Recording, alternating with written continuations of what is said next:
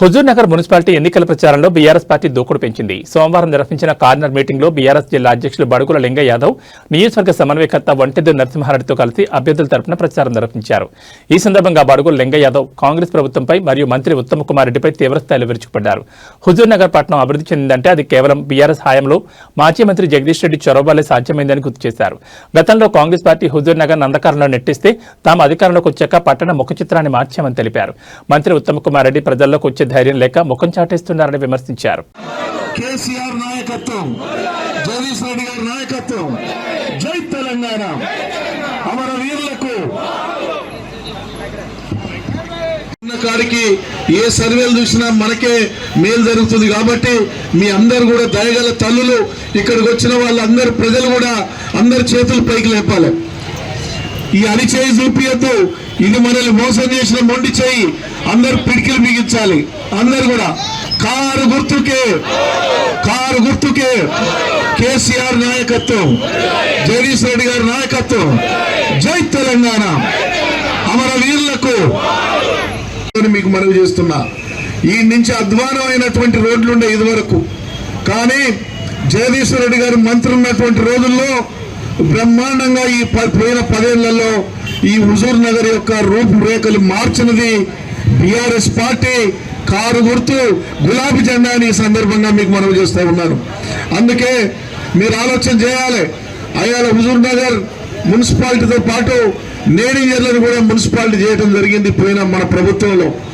ఈ యొక్క హుజూర్ నగర్ మున్సిపాలిటీని అధ్వానంగా గత కాంగ్రెస్ చేస్తే, ఈ ఉత్తమ్ కుమార్ రెడ్డి అధ్వానంగా చేస్తే, జగదీష్ రెడ్డి గారి నాయకత్వంలో కేటీఆర్ను అందరిని కేసీఆర్ను ఒప్పించి 25 కోట్ల రూపాయలు మేము ఈ మున్సిపాలిటీకి తీసుకొచ్చామని ఈ సందర్భంగా మీకు మనవి చేస్తూ ఉన్నాం.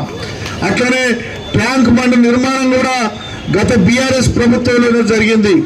అదే కాదు, ఈ యొక్క నియోజకవర్గంలో డాంబర్ రోడ్లు కానీ, సీసీ రోడ్లు కానీ, కాలువల మరమ్మతులు కానీ, లిఫ్ట్ ఇరిగేషన్లు కానీ ఏ అభివృద్ధి జరిగినా గత బీఆర్ఎస్ ప్రభుత్వంలో జగదీష్ రెడ్డి గారి నాయకత్వంలోనే జరిగిందని ఈ సందర్భంగా మీకు మనవి చేస్తూ ఉన్నాను. అందుకే ఇవాళ ఉత్తమ్ కుమార్ రెడ్డి గారు నీళ్ల మంత్రి ఈయన ఏం మంత్రి అయిందో మనకు అర్థం కావట్లే. గాలి విమానంలో తిరుక్కుంటే హెలికాప్టర్లో వచ్చిపోతాడు తప్ప జన్మ పోయినా కింద రాడు. తెలిసిపోయింది, కిందికి పోతే జనం తీరుతారని. ఇంటెలిజెన్స్ చెప్పింది మిమ్మల్ని ఎవడు వచ్చినా కూడా గల్లబట్టి గుంజే పరిస్థితి వచ్చిందని. ఇవాళ అందుకనే ఆయన ప్రజల్లోకి వచ్చేటువంటి పరిస్థితి లేదు. ఏ శాఖ ఇచ్చినా మరి అధ్వానమైనటువంటి పరిస్థితి తీసుకొచ్చాడు. ఈ హుజూర్ నగర్ ప్రజలందరూ కూడా అనవసరంగా ఉత్తమ్ కుమార్ రెడ్డి గారిని గెలిపించుకున్నామని చెప్పి బాధపడే టైం వచ్చిందని ఈ సందర్భంగా మీకు మనవి చేస్తున్నా. అందరికీ కారు గుర్తు కోటేసి కౌన్సిల్ మనం వశం చేసుకోవాలని సందర్భంగా మనవి చేస్తూ ఉన్నాను.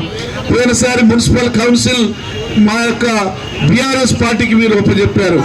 అట్లనే ఈ రోజు కూడా రేపటి ఎన్నికల్లో మీరు గెలిపించినట్లయితే ఖచ్చితంగా పోయినసారి ఎట్లా అభివృద్ధి చేశామో ఈ జగదీష్ రెడ్డి గారి ఆధ్వర్యంలో కానీ, నరసింహారెడ్డి గారి ఆధ్వర్యంలో కానీ మేమందరం కూడా మీ ఎంట ఉండి కార్యకర్తలకు వెన్నుదన్నుగా ఉండి మరి మిమ్మల్ని కాపాడుకుంటామని చెప్పి సందర్భంగా తెలియజేస్తూ ఉన్నాను. అందుకే కాంగ్రెస్ వచ్చిన తర్వాత 2.5 సంవత్సరాల్లో రేవంత్ రెడ్డి గారు ఏ ఒక్క హామీ పూర్తి చేయలేదు. 6 గ్యారంటీలు 0 చేసిండు. 420 హామీలను మొత్తం అమలు చేయకుండా చేసిండు. బీసీలకు మోసం చేసిండు.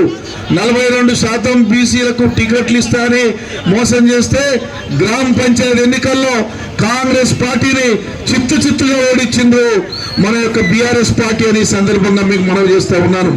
అట్లనే మున్సిపల్ ఎన్నికల్లో కూడా బీసీలకు అన్యాయం చేసిండు. ఇవాళ ఇచ్చిన టికెట్లలో కూడా నరసన్న చెప్పినట్టు అన్ని వర్గాలకు సమతూకంగా మరి మేము సామాజికంగా అందరికీ న్యాయం చేసినాము. అది కూడా మీరు ఆలోచన చేయాలని మీకు మనవి చేస్తున్నాం.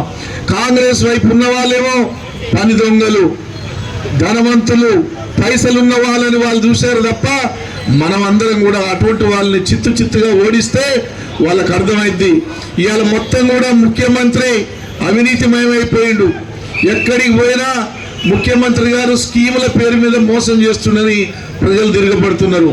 మరి మంత్రులేమో ఒక మంత్రి మీద ఒక మంత్రి ఇవ్వాలా, మరి మీకు తెలుసు మరి మా మంత్రులే అవినీతి చేస్తున్నారని వాళ్ళే చెప్పుకునే పరిస్థితి వచ్చింది.